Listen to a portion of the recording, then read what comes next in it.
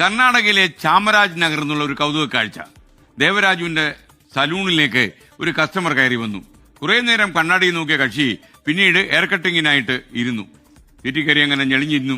പിന്നാലെ ബാർബർ വന്ന് അദ്ദേഹത്തിന്റെ തന്നെ പണി തുടങ്ങി. ക്ഷൗരക്രിയ ആരംഭിച്ചു.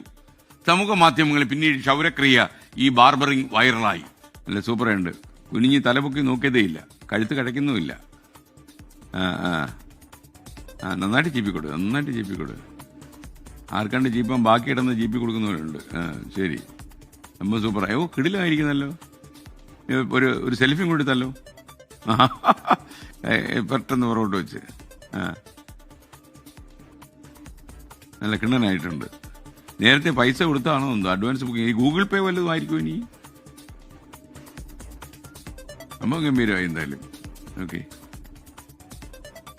ഓക്കെ പൈസ കിട്ടിയ പോലും ഇത്രയും സിൻസിയറായിട്ട് ക്ഷൗരക്രിയ ചെയ്യത്തില്ല കേട്ടോ. അത്രയും കമ്മിറ്റഡ് ആയിട്ടാണ് ചെയ്തത്.